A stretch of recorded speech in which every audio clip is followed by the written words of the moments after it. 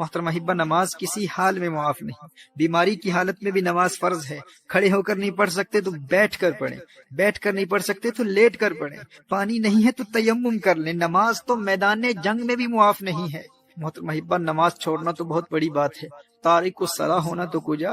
ہمارے اسلاف تو اس تصور سے بھی ڈرتے تھے کہ کہیں نماز میں سستی کرنے والوں میں ان کا نام نہ لکھا جائے یا نماز ضائع کرنے والوں میں ان کا شمار نہ ہو جائے. حضرت عبداللہ ابن عباس رضی اللہ تعالیٰ عنہما کی آنکھ میں پانی اتر آیا. لوگوں نے عرض کیا کہ اس کا علاج تو ہو سکتا ہے لیکن چند نمازیں قضا ہو جائیں. آپ نے فرمایا یہ نہیں ہو سکتا. میں نے نبی کریم صلی اللہ علیہ وآلہ وسلم سے سنا ہے کہ جو شخص نماز نہ پڑھے وہ اللہ جل وعلا کے یہاں ایسی حالت میں حاضر ہوگا کہ اللہ جل وعلا اس سے ناراض ہوگا. اللہ اکبر. کہا کہیں میرا اللہ ناراض نہ ہو جائے.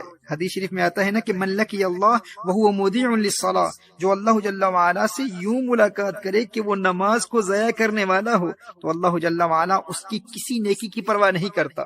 وہ خود کو نیکوکار سمجھے گا کہ میری اور تو بہت نیکیاں ہیں، ٹھیک ہے میری نماز قضا ہو گئی تھی لیکن میں نیک تو ہوں، میں صدقات دیتا ہوں، میں نے مسجدیں بنائی ہیں، میں خدمت خلق بجا لاتا ہوں، میرے اخلاق اچھے ہیں.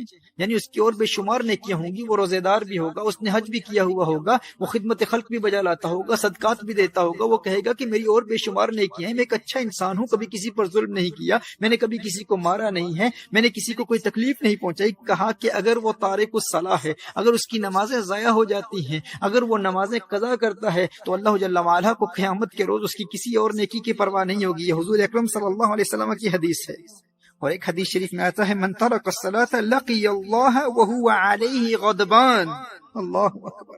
کہا کہ جس نے نماز ترک کی قیامت کے روز وہ اللہ جل وعلا سے اس حال میں ملے گا کہ اللہ اس سے ناراض ہوگا اور اس سے اللہ کے غضب کا سامنا کرنا پڑے گا. محترمہ حبہ، نبی کریم صلی اللہ علیہ وآلہ وسلم نے ارشاد فرمایا کہ قیامت کے روز بندے سے سب سے پہلے اس کی نماز کے متعلق سوال ہوگا. اس سے پوچھا جائے گا نماز پڑھتا تھا کہ نہیں. اور ایک روایت میں ہے کہ وہ قیامت کے دن اس طرح آئے گا کہ اس کے چہرے پر 3 سطروں میں لکھا ہوگا. پہلی سطر میں لکھا ہوگا اے اللہ کے حق کو ضائع کرنے والے، اور دوسری سطر میں لکھا ہوگا اے اللہ کے غضب کے ساتھ مخصوص، اور تیسری سطر میں لکھا ہوگا کہ جس طرح تو نے دنیا میں اللہ کے حق کو ضائع کیا اسی طرح آج تو اللہ کی رحمت سے مایوس ہوگا. آج تو اللہ کی رحمت سے مایوس ہوگا. میں حضرت ابن عباس رضی اللہ تعالیٰ عنہما کے حوالے سے عرض کر رہا تھا کہ آنکھ میں پانی اتر آیا اور لوگوں نے عرض کیا کہ اس کا علاج یہ ہے کہ چند دنوں کی نمازیں قضا ہو جائیں گی. فرمایا یہ نہیں ہو سکتا، کیونکہ میں نے نبی کریم صلی اللہ علیہ وسلم سے سنا ہے کہ جو شخص نماز نہ پڑھے وہ اللہ جل وعلا کے یہاں ایسی حالت میں حاضر ہوگا کہ اللہ اس سے ناراض ہوگا. محترمہ حبہ، اگرچہ ان کے اس عذر کی وجہ سے نماز چھوڑنا ان کے لیے جائز تھا، وہ اس عذر کی وجہ سے ہرگز تارک الصلاۃ نہ ہوتے، لیکن انہیں اس بات کا خوف تھا کہ کہیں نماز ضائع کرنے والوں میں میرا شمار نہ ہو جائے.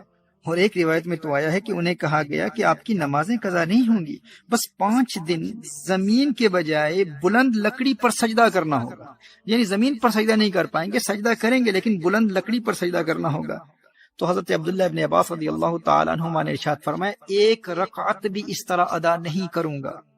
میرے دوست، جسے سجدے کی لذت مل جائے وہ کہتا ہے کہ بھائی بینائی جاتی ہے تو جاتی رہے، لیکن ایک سجدے کی لذت سے جو روشنی اور بینائی دل کی آنکھ کو ملتی ہے اس کا مقابلہ و موازنہ ماتھے کی آنکھ کی روشنی سے کہاں کیا جا سکتا ہے. وہ ایک سجدہ جسے تو گراں سمجھتا ہے 1000 سجدوں سے دیتا ہے آدمی کو نجات.